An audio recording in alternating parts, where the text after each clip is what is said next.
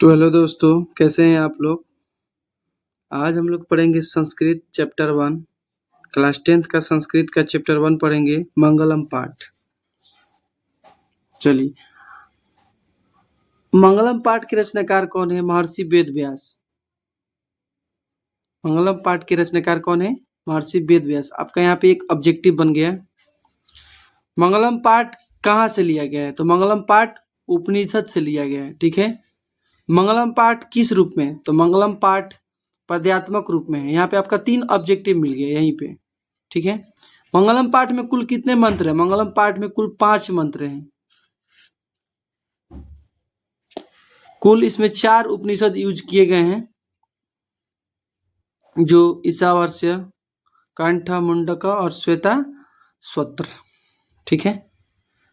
आज हम लोग जानेंगे इसमें उपनिषद के बारे में। ठीक है। उपनिषद क्या होता है, उपनिषद से हमें क्या बेनिफिट होता है। उससे पहले आप लोग अगर चैनल पर नए हैं तो चैनल को सब्सक्राइब करें प्लीज। चैनल को सब्सक्राइब करें और वीडियो को लाइक करें। चलिए, उपनिषद पढ़ने से हमें आध्यात्मिक ज्ञान पाने की इच्छा बढ़ती है, अभिलाषा बढ़ती है। उपनिषद क्या है? उपनिषद क्या है? चलिए जानते हैं। उपनिषद वे प्राचीन ग्रंथ हैं जिसमें परम सत्य, आत्मा का जीवन, उद्देश्य और ज्ञान के गहरे रहस्य के बारे में बताए गए हैं। उपनिषद में हमें क्या पढ़ने को मिलता है? उपनिषद में वे प्राचीन ग्रंथ हैं, उपनिषद वे प्राचीन ग्रंथ है जिसमें परम सत्य, आत्मा, जीवन का उद्देश्य और ज्ञान के गहरे रहस्य बताए गए हैं। ठीक है। चलिए, और नोट करना चाहते हैं तो नोट कर लीजिए। उपनिषद वे प्राचीन ग्रंथ है जिसमें परम सत्य, आत्मा, जीवन का उद्देश्य और ज्ञान के गहरे रहस्य बताए गए हैं। ठीक है। चलिए चलते हैं, आगे चलते हैं। आसान भाषा में समझिए उपनिषद क्या है। उपनिषद क्या है? तो उपनिषद ऐसे ग्रंथ हैं जो हमें बताते हैं कि हम कौन हैं, आत्मा क्या है, ईश्वर क्या है, ब्रह्म क्या है, जीवन का उद्देश्य क्या है। उपनिषद हमें बताता है। हम सभी सवालों का जवाब उपनिषद देता है। कैसे? जैसे कि हम लोग मरने के बाद कहाँ जाते हैं, क्या करते हैं, भगवान होते हैं या नहीं होते हैं, परमात्मा होते हैं या नहीं होते हैं, सब कौन बताता है? सब हमें उपनिषद बताता है। ठीक है। चलिए थोड़ा जान लेते हैं। संस्कृत में दिया है कुछ शब्द, इसको हिंदी में अनुवाद करके बता देते हैं। लिखेंगे नहीं, ज़्यादा टाइम लगेगा। चलिए, उपनिषद वैदिक वाङ्मयस्य अंतिमे भागे दर्शन शास्त्र सिद्धांताम प्रकटयन्ति।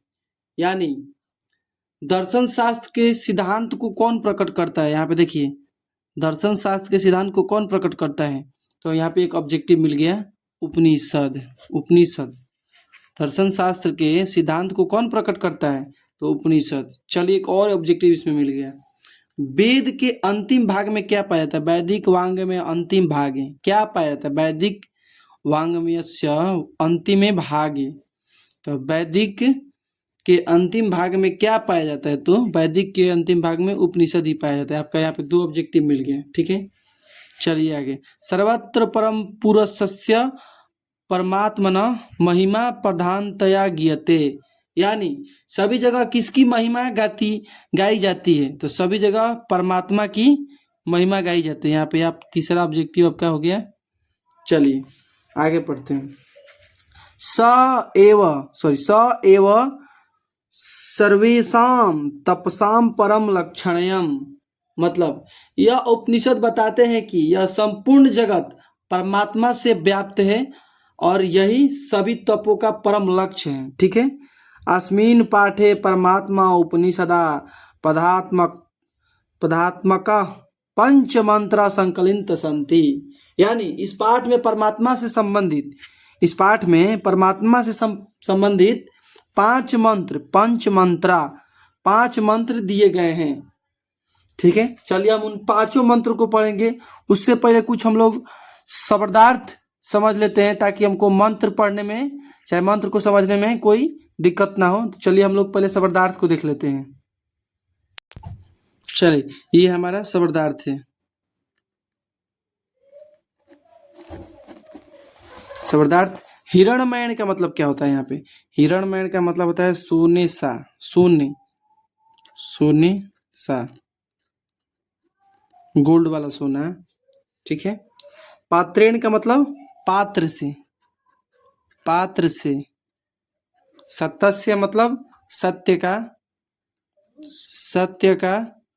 अपिहितम का मतलब क्या होता है? अपिहितम मतलब होता है ढका हुआ, ढका हुआ, ढका हुआ। मुखम का मतलब मुख। अपावृणु का मतलब हटा देना, हटा देना, हटा देना, हटा दें। सत्य धर्माय का मतलब सत्य धर्मावान, सत्य धर्मवान के लिए, सत्य धर्मवान के लिए, धर्मवान के लिए, सत्य धर्मवान के लिए, ठीक है।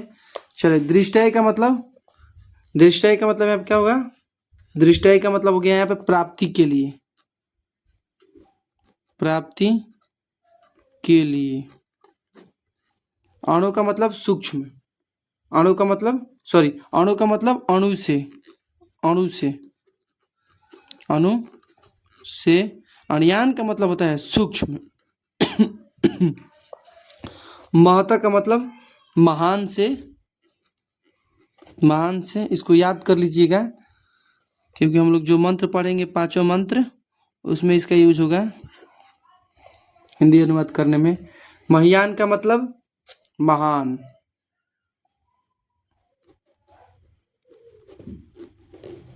महता का मतलब महान से, महियान का मतलब महान, ठीक है। जंतु मतलब प्राणी के, प्राणी के। गुहायाम मतलब हृदय रूपी गुफा में, हृदय रूपी गुफा में, ठीक है। चलिए आगे चलते हैं। बीत शोक का मतलब क्या होगा? शोक रहित, शोक रहित। पंथा का मतलब क्या होगा? पंथा, पंथा का मतलब हो जाएगा यहाँ पे रास्ता आपका, यानी मार्ग। वितता, वितता मतलब विस्तार होता है, विस्तार होता है, वितता यानी विस्तार होता है। अस्यंद माता, अस्यंद माना क्या है? स्थंद माना यानी प्रवाहित होती हुई, प्रवाहित होती हुई, प्रवाहित होती हुई चाहे प्रवाहित होती है, ठीक है। यहाँ पे अनृतम का मतलब होता है असत्य यानी झूठ। अंत्येति मतलब पार कर जाता है, अंत्येति मतलब पार कर जाता है, ठीक है। आपका यह हुआ शब्दार्थ समाप्त, ठीक है। चलिए हम लोग अब मंत्र स्टार्ट करते हैं। चलिए। हिरणमयण पत्रेण सत्यस्य अपिहित मुखम तत्वपूषण प्रावीणु सत्य धर्माय दृष्टय। यानी हे सूर्य, सोने का पात्र से ढके हुए सत्य के द्वार और सत्य धर्मान की प्राप्ति के लिए उस पात्र को हटा दें। हिरण। और एक और इसमें बात जान लीजिए, और एक बात जान लीजिए इसमें, हिरणमयन पात्रेण सत्यस्य पिहित मुखम तत्वपूषण प्रावीणु सत्य धर्माय दृष्टय। कहाँ से लिया गया है? किस उपनिषद से लिया गया है? तो ईर्षावास्य उपनिषद से लिया गया है, ठीक है। चलिए दूसरा मंत्र देखते हैं। अणोरणीयान महतो मह्यान आत्मस्य जंत्रो निहितो गुहायाम तम कर्तु पश्यति विति शोको धातु प्रसादान महिमानमात्मन। मतलब अणोरणीयान महतो मह्यान, अणु से भी सूक्ष्म और महान से भी महान, आत्मस्य जंतो निहितो गुहायाम माने आत्मा, अणु से भी सूक्ष्म और महान से भी महान आत्मा, जंतु मनुष्य के जंतु, जंतु रूपी मनुष्य के हृदय रूपी गुफा में स्थित है, यानी जंतु के हृदय रूपी गुफा में स्थित है। तम क्रंतु पश्यन्ति विशोको, तम कर्तु पश्यति विति शोको, यानी धातु प्रसादान महिमानमात्मन, यानी धातु प्रसाद या अधिक बुद्धि वाले लोग, या जैसे कि पंडित, उसकी महिमा को बिना शोक के देखते हैं, उसकी महिमा को बिना शोक के देखते हैं, ठीक है। चलिए, सत्यमेव जयते नानीतम सत्येन पंथादितो देवयान येन क्रम न त्रिशयो हाप्त्र कामा यत्र तत्सतस्य परम निधानम। यानी सत्यमेव जयते नानीतम सत्येन पंथादितो देवयान, यानी सत्य की ही जीत होती है, झूठ की नहीं। सत्य की ही जीत होती है, झूठ की नहीं। ठीक है, सत्य से ही देव मार्ग तक विस्तार होता है, सत्य से ही देव मार्ग तक विस्तार होता है। ठीक है, येना कर्म त्रिशयोवाप्त व्याप्त कामा यत्र ततः सत्यस्य परम निधानम। यानी जिसके द्वारा आपता क्रम या ऋषिगण उस सत्य के निकट पहुंचते हैं जहां सत्य का निधान या संग्रह होता है। ठीक है, जहां सत्य का संग्रह या निधान होता है। चलिए चौथा श्लोक पढ़ते हैं। चलिए, यथा नद्या स्यन्दमाना समुद्रे अस्ति गच्छन्ति नाम रूपे विहाय तथा विद्वान नाम रूपाद विमुक्तम परात्वम पुरुषमुपैति दिव्यम। यानी जिस प्रकार नदियां प्रवाहित होती हुई समुद्र में समाहित हो जाती है, जिस प्रकार नदियां प्रवाहित होती हुई अपने नाम रूप को छोड़कर समुद्र में समाहित हो जाती है, उसी प्रकार विद्वान अपने नाम रूप से मुक्त होकर परात्पर पुरुष या ब्रह्म को प्राप्त हो जाते हैं। ये चौथा श्लोक मुंडकोपनिषद से लिया गया है। तीसरा श्लोक भी मुंडकोपनिषद से लिया गया है। चलिए पांचवा श्लोक पढ़ते हैं। चलिए पांचवा श्लोक पढ़ते हैं। वेदा हमेत्तम पुरुषम महांतम आदित्यवर्णतम स प्रस्तात् तमेव विद्यावादी मृत्युमेति नान्य पंथा विदते ये न्याय। यानी हम अंधकार के आगे आदित्य यानी सूर्य को ही महान पुरुष मानकर मृत्यु को प्राप्त कर जाते हैं। इससे अलग ब्रह्म को प्राप्त करने के लिए कोई मार्ग नहीं है, इससे अलग परमात्मा को प्राप्त करने के लिए कोई मार्ग नहीं है। पांचवा श्लोक लिया गया है श्वेता सुरत्र से लिया गया है पांचवा श्लोक। ठीक है, चलिए अब इसके हम क्वेश्चन आंसर देख लेते हैं। थोड़ा सा एग्जाम में पूछे जाने वाला क्वेश्चन आंसर जो हर साल पूछता है एग्जाम में 2 या 3 इस चैप्टर से। चलिए देख लेते हैं। सत्य का मुख किस पात्र से ढका हुआ है? तो मंगलम पाठ के अनुसार सत्य का मुंह हिरणमय या स्वर्णमय पात्र से ढका हुआ है। मंगलम पाठ किस आधार पर? मंगलम पाठ के आधार पर सत्य की महत्व पर प्रकाश डालें। तो मंगलम पाठ के आधार पर सत्य के महत्व पर प्रकाश डालें। चलिए, मंगलम पाठ में महर्षि वेदव्यास कहते हैं कि सत्य की हमेशा जीत होती है, झूठ की नहीं। सत्य से ही देवमार्ग तक विस्तार होता है, जिसके द्वारा आपता क्रम या ऋषिगण देवलोक को प्राप्त करने के लिए सत्य के ही मार्ग को अपनाते हैं। ठीक है, चलिए अगला क्वेश्चन। नदियां क्या छोड़कर समुद्र में मिल जाती है? नदियां अपने नाम रूप को छोड़कर समुद्र में समाहित हो जाती है। पीछे तो पढ़े थे संस्कृत श्लोक में। विद्वान पुरुष ब्रह्म को किस प्रकार प्राप्त कर जाते हैं? तो मुंडकोपनिषद में महर्षि वेदव्यास का कहना है कि जिस प्रकार प्रवाहित होती हुई नदी अपने नाम रूप से मुक्त होकर समुद्र में समाहित हो जाती है, उसी प्रकार विद्वान अपने नाम रूप से मुक्त होकर कहाँ समाहित हो जाते हैं? विद्वान अपने नाम रूप को छोड़कर परात्मा पुरुष या ब्रह्म को प्राप्त हो जाते हैं। ठीक है, चलिए अगला क्वेश्चन देखते हैं। उपनिषद को आध्यात्मिक ग्रंथ क्यों कहा जाता है? उपनिषद को आध्यात्मिक ग्रंथ इसलिए कहा जाता है क्योंकि इसमें आत्मा और परमात्मा के बारे में लिखा गया है। ठीक है, इसमें आत्मा और परमात्मा के बारे में लिखा गया, इसलिए उपनिषद को आध्यात्मिक ग्रंथ कहते हैं। ठीक है, चलिए अगला क्वेश्चन देखते हैं। नदी और विद्वान में क्या अंतर है? नदी और विद्वान में ज्यादा अंतर नहीं है, दोनों ही समानता है।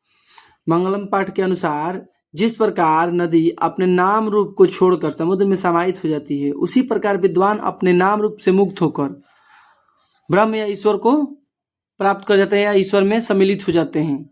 दोनों में यही समानता है। वो नदी में मिल जाती है, सॉरी समुद्र में मिल जाती है, और ये कहाँ मिल जाते हैं? ईश्वर या ब्रह्म में समाहित हो जाते हैं, मिल जाते हैं। दोनों में ही यही समानता है। ठीक है, चलिए थोड़ा संधि विच्छेद देख लेते हैं ग्रामर का। आपका नानीतम, ना जोड़ अनरीतम यानी नानीतम। पुषण प्रावीणु, पुषण अपावृणु, पुषण प्लस अपावृणु, ठीक है। जंतु निहितम, जंतु प्लस निहितम, सत्यस्य पिहितम, सत्यस्य अपिहितम, सत्य से जोड़ अपिहितम, ठीक है। प्रसादान महिमान मात्मन, यानी प्रसादात महिमान मात्मन, ठीक है। ये दो ज़्यादा पूछा जाता है, ये भी पूछा जाता है, देख लीजिएगा एग्जाम में पूछा जाता है ऑब्जेक्टिव में। आपका संस्कृत का चैप्टर यहीं पे समाप्त हुआ, पहला चैप्टर। चैनल को सब्सक्राइब करें और हमारी नई वीडियो आने तक इंतज़ार करें। अगर आप बोर्ड एग्जामिनेशन की तैयारी कर रहे हैं तो इस चैनल से ज़रूर जुड़े रहें ताकि हमारी सारी वीडियो आप तक पहुंचे। धन्यवाद, मिलते हैं अगले वीडियो में। चलिए, थैंक यू।